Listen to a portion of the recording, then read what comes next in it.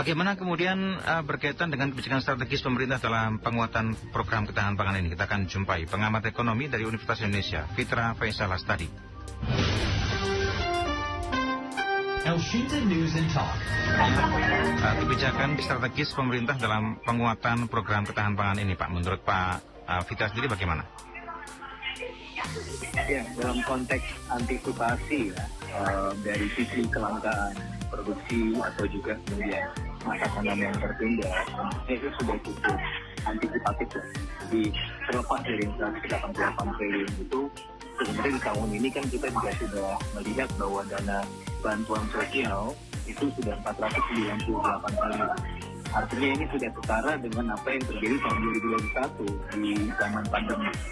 Nah, tentunya ini merupakan suatu langkah antisipatif gitu ya, dalam konteks bagaimana menjaga supaya produk-produk makanan, sembako tidak terlalu bergejolak, terutama di masa-masa yang paling krusial ya, di Ramadan dan Lebaran. Karena apa? Sekarang banyak negara-negara dunia yang kebanyakan ya, negara asal impor ya, baik itu beras maupun kebutuhan-kebutuhan lain, itu juga memprioritaskan kebutuhan dalam negerinya, gitu kan, sehingga melakukan restriksi ekspor. Nah, sehingga sekarang pertanyaannya adalah, oke, kita mungkin punya duitnya, tapi impor dari mana? Ya, karena banyak negara-negara yang juga membatasi ekspornya tadi. Terus antisipasi dengan memperkuat kerjasama regional minimal di ASEAN untuk sebagai buffer ya, ada MOU secara regional sehingga ada prinsip resiprokal di mana kita butuh komoditas apa mereka bisa menyediakan dan mereka butuh komoditas apa kita bisa sediakan gitu. Jadi ASEAN sebagai buffer atau regional buffer zone untuk dari sisi security ini gitu.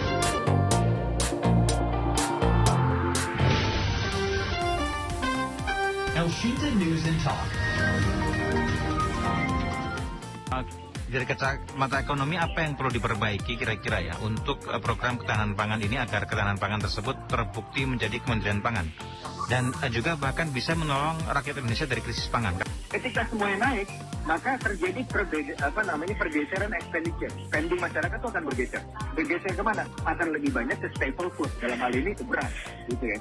Nah, jadi dari sisi ini, maka masyarakat dalam hal ini, kita masyarakat menengah ke bawah memang perlu dijaga. Maka kehandalan membaca data, roadmap ketahanan pangan itu bukan masalah di jangka pendek saja, tapi itu menjadi jangka menengah dan panjang gitu. Jadi kebijakannya, aspek kebijakannya harus kebijakan yang jangka menengah panjang. Nah, itu yang perlu diperbaiki. Ya, kalau dari sisi anggaran seharusnya sih ya sudah memadai lah ya, seperti yang dari saya sampaikan. Ini kan anggaran kita di tahun ini saja sudah setara dengan di tahun 2021 di zaman pandemi gitu ya. Dari sisi anggaran ya sudah memadai lah. Tetapi kan dari sisi implementasi dan eksekusi itu yang sering menjadi masalah. Tapi at the expense of middle class jadi kesulitan mendapatkan beras gitu kan. Nah, ini hal-hal yang sebenarnya harus menjadi kita perhatikan ke depan supaya ya pembangunan kita lebih inklusif dan bantuan-bantuan atau prinsip ketahanan pangan kita juga inklusif. Baik, terima kasih sudah bergabung sama kami. Selamat siang, Pak Fitra. Selamat siang. Demikian pendengar pengamat ekonomi Universitas Indonesia, Fitra Faisal Lastari dan